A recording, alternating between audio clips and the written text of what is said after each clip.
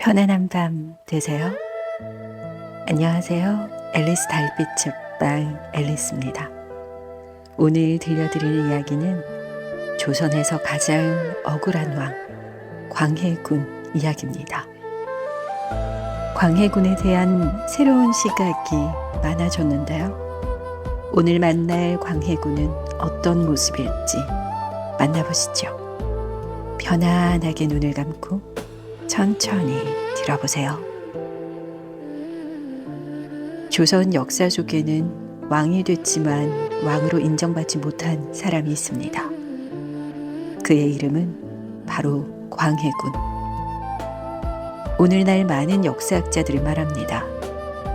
그는 폭군이 아니라 오히려 시대를 앞서간 왕이었다. 하지만 조선시대 기록에서 그는 오랫동안 폭군으로 불렸습니다. 왜일까요? 오늘은 조선의 역사에서 가장 논란이 많은 왕 광해군의 이야기 들려드립니다. 광해군은 1575년 태어났습니다. 아버지는 조선의 왕 선조였습니다. 하지만 그는 왕비의 아들이 아니었습니다. 그의 어머니는 후궁이었습니다. 그래서 태어날 때부터 정식 왕세자가 될 가능성은 거의 없었습니다. 하지만 역사는 종종 예상하지 못한 방향으로 흘러갑니다. 1592년 조선에 끔찍한 전쟁이 일어납니다. 바로 임진왜란. 일본군이 조선을 침략하자 나라 전체가 순식간에 무너졌습니다. 수많은 도시가 불타고 백성들은 도망쳤습니다. 그리고 왕 선조 역시 도망칩니다. 왕은 백성을 버리고 북쪽으로 피난을 떠났습니다. 그때 왕이 한 가지 결정을 합니다. 선조는 광해군을 불러 말했습니다. 너를 세자로 삼겠다. 전쟁 속에서 왕이 될 사람이 필요했기 때문입니다. 광해군은 갑자기 조선의 왕세자가 됩니다. 그리고 그는 나라를 지키기 위해 전쟁터로 향합니다. 왕은 도망쳤지만 세자는 도망치지 않았습니다. 광해군은 전국을 돌아다니며 군사를 모으고 백성을 위로했습니다. 그는 백성들에게 말했습니다. 나라가 아직 끝난 것이 아닙니다. 그의 노력 덕분에 많은 사람들이 다시 싸우기 시작했습니다. 전쟁이 끝난 후 조선은 폐허가 되어 있었습니다. 마을은 불타고 농밭은 망가졌으며 백성들은 굶주리고 있었습니다. 그리고 1608년 선조가 죽습니다. 그 순간 광해군은 조선의 왕이 됩니다. 하지만 그의 왕위는 처음부터 흔들리고 있었습니다. 왜냐하면 왕비에게서 태어난 왕자가 따로 있었기 때문입니다. 그 왕자가 바로 영창대군입니다. 조선의 대신들 중 일부는 이렇게 생각했습니다. 광해군은 후궁의 아들이다. 진짜 왕은 영창대군이어야 한다.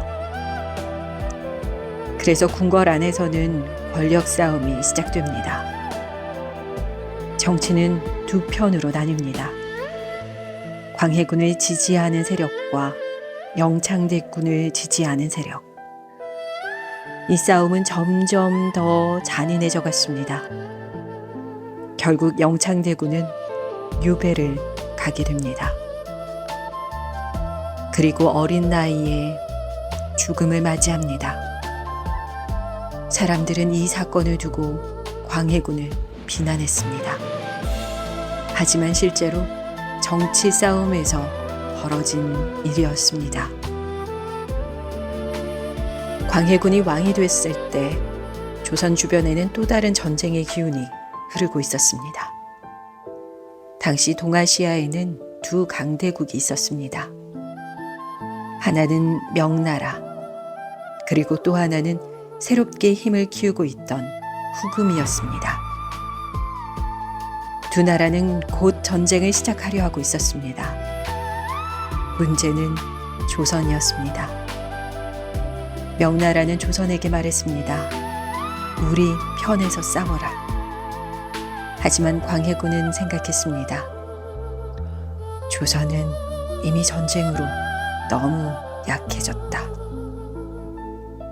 그래서 그는 위험하지만 현명한 선택을 합니다. 광해군은 명나라와 후금 사이에서 중립 외교를 선택했습니다.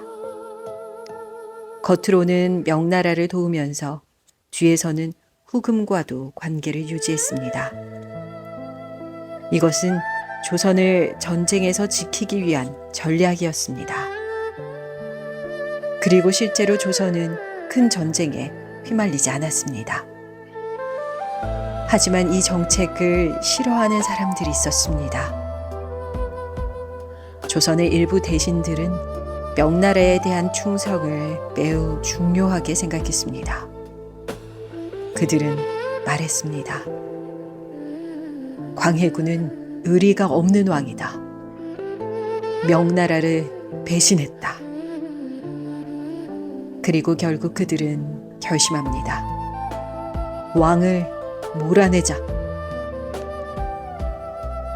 1623년 밤이 깊은 어느 날, 궁궐에서 군사들이 움직이기 시작합니다. 이 사건은 역사에서 인조반정이라고 불립니다. 반란군은 궁궐을 공격했습니다. 광해군은 싸우지 못했습니다. 그의 군대는 이미 반란군 편으로 돌아섰기 때문입니다. 결국 그는 왕자리에서 쫓겨납니다. 그리고 새로운 왕이 세워집니다. 그 사람이 바로 인조입니다. 광해군은 왕이었던 사람이었지만 왕의 칭호조차 받지 못합니다. 그래서 우리는 그를 광해군이라고 부릅니다. 왕에서 쫓겨난 광해군은 먼 섬으로 유배됩니다. 바로 제주도였습니다.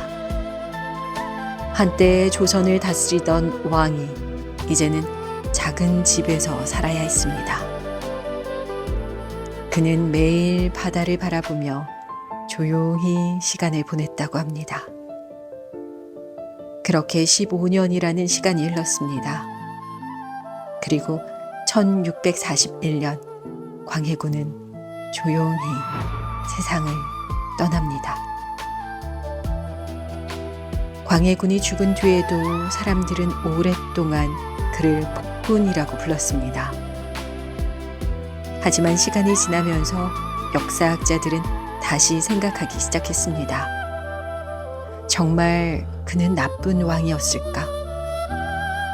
그가 했던 정책을 보면 전쟁을 피하려 했고 나라를 재건하려 했으며 백성을 보호하려 했습니다. 오늘날 많은 사람들은 그를 이렇게 평가합니다. 조선에서 가장 억울한 왕. 역사는 언제나 승자의 기록입니다. 광해군을 몰아낸 사람들은 그를 나쁜 왕으로 기록했습니다. 하지만 만약 그가 왕자리에서 쫓겨나지 않았다면 조선의 역사는 조금 달라졌을지도 모릅니다. 오늘 밤 조용히 생각해 봅니다. 왕이었지만 왕이 아니었던 사람. 조선을 지키려 했던 왕. 그의 이름은 광해군이었습니다.